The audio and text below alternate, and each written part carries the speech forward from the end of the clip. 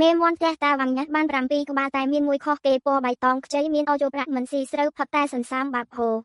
ណៃសម្លឹងមើលមនុស្សមិនដាក់តាវ៉ាំងរស់នៅពងលើចំការបន្លែតិចតួចលោកនៅឯការពងលើមន់ពងដើម្បីដូរគ្រឿងទេសមេមន់ធ្ងំ20ថ្ងៃកូនមន់ទាំង6ងំគ្នាស៊ីស្រូវយ៉ាងឧហរមានបៃតងនេះមិនចូលរួមទេវីនៃកប់ខ្វាយជ្រុកងោរបងអត់ប្រាក់ភ្លឺចាញ់ចាំងក្រំកម្ដៅថ្ងៃមិនខ្លាចមនុស្សតែមិនគេអ្នកភូមិមើលភាពចម្លែកគេថាវិជ្ជសិទ្ធនាំរឿងមិនលេងអណែនាំតាកាប់ធ្វើសឹមគេថាបាក់សៃនេះនាំសំណាងវិជ្ជបាក់សៃនាំលៀបលោកតាវ៉ាងចិត្តល្អគិតថាវាជាសត្វតូចមួយគាត់ក៏បាច់អង្គឲ្យវាស៊ីបាក់សៃនោះមិនរើចំណីទេស៊ីហើយវានៅលើរបងចំការស្ងៀមឈឹងប៉ុន្មានថ្ងៃក្រោយមានរឿងចម្លែកសត្វល្អិតក្នុងចំការបាត់អស់ស្លឹកបន្លែស្អាតល្អសូមបីទន្សាយក៏បាត់ទៅណាអស់ដយប់ឡើងគាត់ក្រាបឡើងឃើញបាក់សៃនោះវាដណ្ដើមស្លាប់វាដេញសត្វស្វាយចុះដែលលួចមន់តែស្លាប់វាត្រូវរបួសនៅតែឈរត្រង់យោយាមត្រង់មានតាឈឺចិត្តណាស់ក៏រកក្រណាត់រុំរបួសវាមន់នោះក៏នៅស្ងៀមត្រង់ក្រោយមកវាកាន់តែស្និទ្ធតែងតែដើរតាមក្រោយតែដូចជាកអ៊ូនជាងដល់រដូវខ្តៅក៏ឡើងស្ងួតបន្លែស្វិតក្រំយងអស់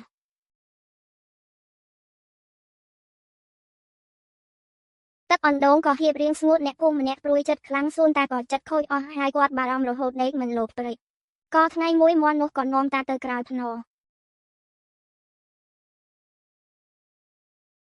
វារត់លេងទៅមុនតាដើរតាមចូលព្រៃមិនយូរក៏ឃើញប្រភពទឹកត្រជាក់ទឹកថ្លាឆ្វេងផ្អែមណាស់វាដំណឹងអ្នកស្រុកនាំគ្នាមក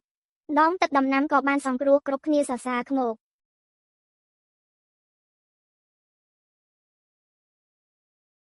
ពួកគេនាំគ្នាឲ្យចំណីអាហារតាដំណឹងរឿងរកទឹកឃើញក៏ល្បីសរសៃជំទាវចាំងក៏ចង់បានគាត់ចង់ចាប់យកទៅរកទឹកឲ្យចំការរកទៀតក៏ចាប់បំរើមកដណ្ដើមពីតាតឹងរឹងមិនឲ្យត្រូវគេរុញឲ្យដួលខ្នោកបាយកំហោះធ្លាមពួកខ្ញុំបំរើស្រែកលោឡាតែមិនវាយប្រហារចំគោលដៅទេគ្រាន់តែដេញពួកបំរើខឹងខ្លាំងកាន់ដំបងត្រៀមវាជីឈីងយូនាំពួកគេរត់ចូលព្រៃបាត់ស្រងោលមួយរំពេចគ្រប់គ្នានឹកថាជីឈីងយូរត់មិនរួចទេលោកតាអង្គុយយំនៅមាត់ទ្វារតែដល់ពេលងាយជីឈីងយូក៏ហោះមកវិញខ្លួនប្រានប្រឡាក់ភពមានសត្វចាប់តាមពីក្រោយធ្លាក់ដល់ទីធ្លាយំជ្រូកនាងនាំខ្ញុំបំរើចូលក្នុងអន្លង់ភ្នំពួកបាក់បំរើវងវែងដល់មកមើលទៅចេញរួចតែឈីងយូជីស្គាល់ផ្លូវក៏ត្រឡប់មកវិញដោយសុវត្ថិភាព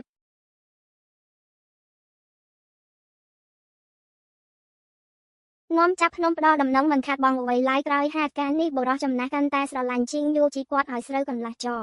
រៀងរាល់ថ្ងៃស្លឹកឈើជ្រុះភ្លើងឆេះភ្នំខ្យល់បក់ខ្លាំងណាស់ភាពនឹងឆេះដល់ភូមិហើយអ្នកភូមិរត់ជុំវិញដើម្បីពន្លត់ភ្លើងតែមិនអាចទប់ទល់បានទេឈីងយូជីស្រាប់តែហើរឡើងខ្ពស់ហោះក្រឡឹងពីលើភូមិស្រែកើតខ្លាំងពីមាត់ហ្វុងសុតបាក់សៃហាព្រាតវាចំពោះមេឃឈើនឹងដេកសាច់បែកលើភ្លើងទីបំផុតភ្លើងក៏រលត់បន្តិចម្នាក់ដងពេលខ្យល់ចាប់ថំថយភ្លើងក៏រលត់អស់ទាំងស្រុងឈីងយូជាហត់ខ្លាំងក៏ធ្លាក់ដីហាមមិនរួចអស់ជាយូរោមរបស់វាខ្លះក៏ប្រឡាក់សែងខភ្លើងរលត់អ្នកភូមិដឹងកូនតាឃើញវាខ្សោយលែងហាស្នាមប្រាក់ស្រអាប់ឆ្លាស់គ្នាយកអាហារឲ្យគាត់តែបរោះចំណាស់សមគាត់ឃើញថាសត្វបាក់សៃនោះកាន់តែបាក់ទឹកចិត្តស្នាមប្រាក់វាកាន់តែរើសវាក៏លែងចង់ហៅទៀតថ្ងៃវាអងសូម្បីទឹកសន្សំក៏រាវថយចុះតាចាស់បារម្ភខ្លាំងណាស់គាត់ឲ្យចំណេះល្អបំផុតវាក៏ស៊ីតែបន្តិចយប់ឡើងវាយ៉ាងតិចហាក់ដូចជាពិបាកទ្រាំយប់មួយឈីងយឺតជីស្រាប់តែចិត្តជាឲ្យតាចាស់ទាញទៅខាងក្រៅផ្ទះតាចាស់ក៏ដើរតាមវាទៅវាស្រែកវេងោបេះដូងឈ្មោះទៅទេភ្នំខាងក្រោយក្នុងភ្នែកវាមានភាពសោកសៅ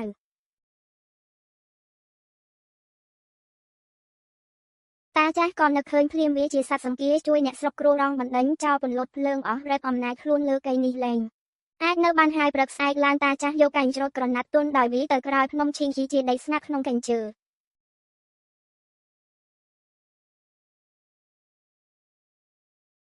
ជួនកាលចិត្តម្រាមដៃតាដើរបានមួយថ្ងៃដល់ជ្រលងភ្នំដល់ស្ងប់ស្ងាត់ជ្រលងមានរុក្ខជាតិភៀវទឹកអូររហូតរំឈីងជាស្រអាប់តែមានកម្លាំងឡើងលោតចេញពីគុញជើហោះទៅលើដើមស្រ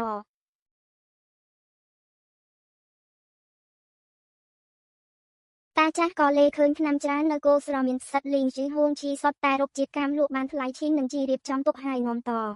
យាមមកកន្លែងដ៏មានតម្លៃសមគុណចិញ្ចឹមដោយថ្នាំទាំងនេះ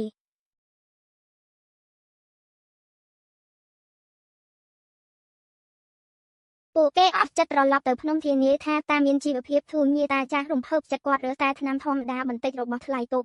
នៅដដែលគាត់ថាគ្រប់គ្រាន់រួចទុកច្រើនក៏មិនសុខចិត្តគាត់ចំណាយពេលពេញមួយថ្ងៃនៅទីនោះមើលគាត់ហោះលោក្នុងព្រៃ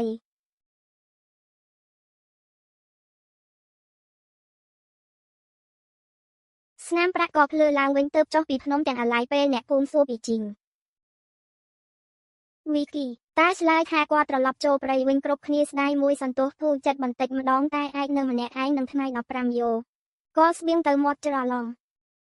ពេលខ្លះឃើញជីងវីជីមើលពីលើមេឃពេលខ្លះឃើញផ្លែឈើព្រៃស្រួសនៅមាត់ជ្រលងឆ្នាំនេះជីងវីជីទុកឲ្យគេតាប្រើឆ្នាំនោះដូរយកលុយចូលផ្ទះឡើងវិញទិញពូជបន្លែចែកអ្នកកបបង្រៀនគេដាំដំណាំជីវភាពភូមិក៏ធូរស្បើយគេថាគាត់ធ្វើបន់ឲ្យបានផលតែគាត់ថាដោយសារគុណនាងឈីងយូកាលជាមនុស្សកុំភ្លេចគុណពេលឆ្នាំក្រោយមកគាត់ទៅអាងម្ដងទៀតស្រាប់តែឃើញនាងឈីងយូមានកូន3នាក់តាមពីក្រោយមានចំណុចប្រាក់លេងក្នុងព្រៃនាងឃើញគាត់ក៏ហៅតាមស្មាត្រកែផ្ទាល់គាត់កូនក៏មិនខ្លាចដែរគាត់រីករាយលោតងាប់ក្រោយមកគាត់ឧស្សាហ៍ឡើងភ្នំពេលខ្លះគាត់យកគ្រាប់ពូជទៅសយៀបគាត់មើលមេមាន់និងកូនរកស៊ីគាត់ពេញដោយក្តីរីករាយគាត់រស់ដល់ទៅ91ឆ្នាំគ្មានជំងឺគាត់ស្លាប់ដោយសោកសៅព្រឹកមួយនៅថ្ងៃបូជាសពអ្នកភូមិឬសូមមានរងាវពីក្រោយភ្នំ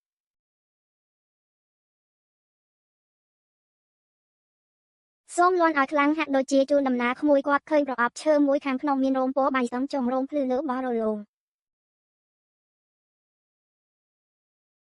ក្រដាស់បាតទន្លេត្រូវមានចិត្តមេត្តានិងមានផលតបស្នងវិញអ្នកចិត្តល្អទេវតាតែងថែរក្សាវត្ថុមានវិញ្ញាណបានអ្នកលះចំអួតគេនឹងចាំទុកក្នុងចិត្តលោកតាបានខ្លាចស្លាប់លោកលាវត្រូវបានសត្វទេពការពារ3ដងនេះជាភពវាសនាឆ្លើយងោចិត្តល្អធ្វើបន់គុំរំពឹងផលលាភសំណាងនឹងមកដល់ដោយស្ងាត់ស្ងៀមលោកខ្លួនគិតតែប្រយោជន៍ទីបំផុតនឹងមិនទទួលបានភាពស្មោះរងទេជីវិតល្អអាក្រក់គឺអាស្រ័យលើដៃចិត្តមើលលើសម្ដីនិងទង្វើស្មោះត្រង់ធ្វើល្អនេះជាផ្លូវរស់ល្អបំផុតប្រសិនជាពុកម៉ែបងប្អូនពេញចិត្តនៅវីដេអូនេះហើយចង់ជួយ Support Admin បានតាមរយៈ Show Account នេះបានដើម្បីជាការលើកទឹកចិត្តមានទំនេរពីការសិក្សាក៏ឆ្លៀតពេលតិចតួចបង្កើតនៅវីដេអូនេះអរគុណច្រើនពុកម៉ែបងប្អូនទាំងអស់គ្នាដែលបានទស្សនាវីដេអូនេះសូមជូនពរពុកម៉ែបងប្អូនទាំងអស់គ្នាទទួលទានរកស៊ីមានបានមានប្រាក់ហូច